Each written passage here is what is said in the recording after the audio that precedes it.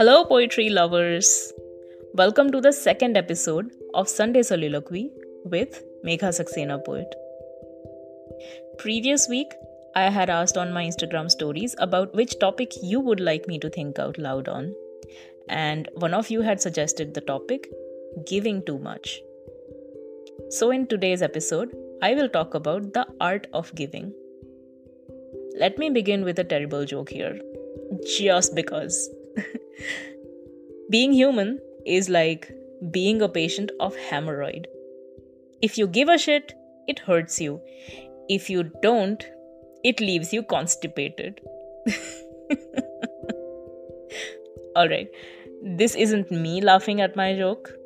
This is canned laughter.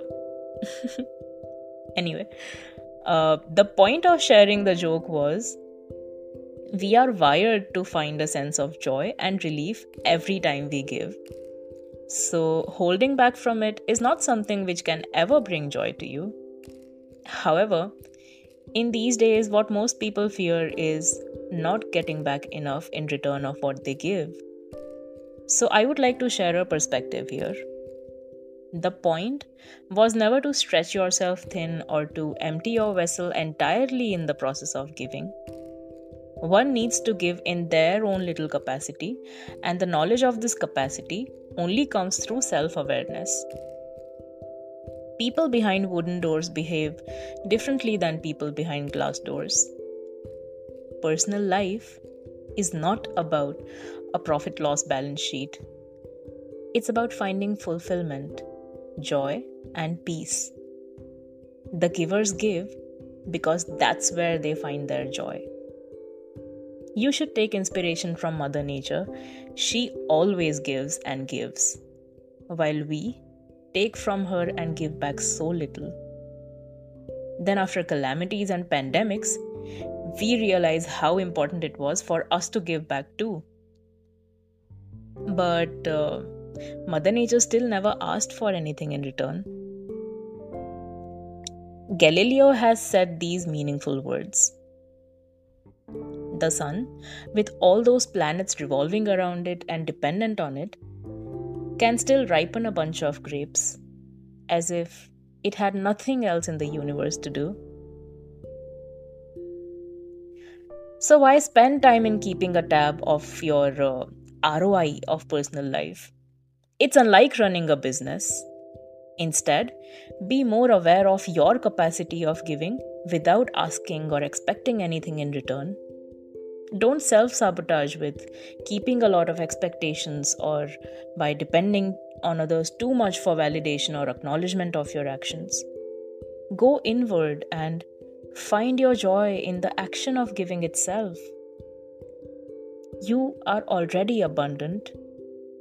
You deserve to end your day with heavy eyelids and a light heart, and not the other way around. Whereas keeping expectations is going to do exactly the opposite. It will make your heart heavy and your eyelids light. There are some amazing lessons from our age-old books too. I'll read out a beautiful shlok from Bhagavad Gita and a verse from Bible. Karmanyevadhikaraste ma phaleshu kadachana Ma karma phale heturbhu mate sangostva akarmani.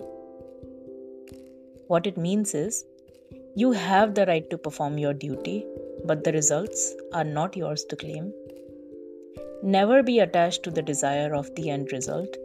Instead, just do what you are supposed to do, your karma.